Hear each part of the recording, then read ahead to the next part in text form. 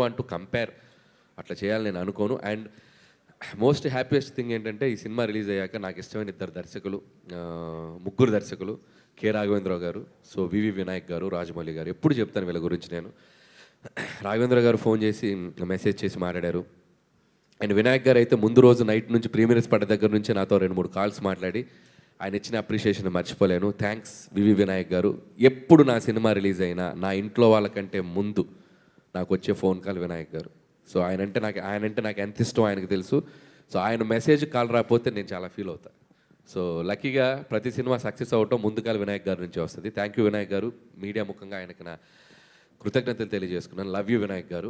And మూడో వ్యక్తి రాజమౌళి గారు. సో రాజమౌళి గారు నాకు నిన్న నైట్ ఒక చక్కటి మెసేజ్ ఇచ్చారు, చాలా బాగా తీసామని, మంచి ఫిల్మ్ తీసామని చెప్పి. So thank you Rajamouli garu. And my lovely super star Mahesh Babu garu, thank you. Call చేసి ఆయన నన్ను అప్రిషియేట్ మాట్లాడారు. Thank you so much. And ఇంకా రామ్ చరణ్ గారిది మనం అందరం చూసాం. ఇంకా చాలా కాల్స్ వచ్చినాయి, చాలా మెసేజ్ వచ్చినాయి. And I will tell Sushmita గారు. అండ్ నితిన్ గారి గురించి చెప్పాలి. నితిన్ కూడా అంతే, ఆక్టోపస్ లాగా ముందు 2 రోజుల ముందు పెడతాడు, బ్రో నీ సినిమా రేంజ్ ఇది. ఆయన కొద్దిగా డిస్ట్రిబ్యూటర్ కొడుకు కదా, సో హీరోగా కంటే డిస్ట్రిబ్యూటర్గా ఆలోచించి ఎంత చేస్తా కూడా చెప్తాడు market. So thank you Nitin గారు. అండ్ మనోజ్, మంచి మనోజ్ అని చాలామంది పర్సనల్గా విష్ చేశారు. అందరికీ thank you so much. Sushmita గారు, హాయ్ అండి.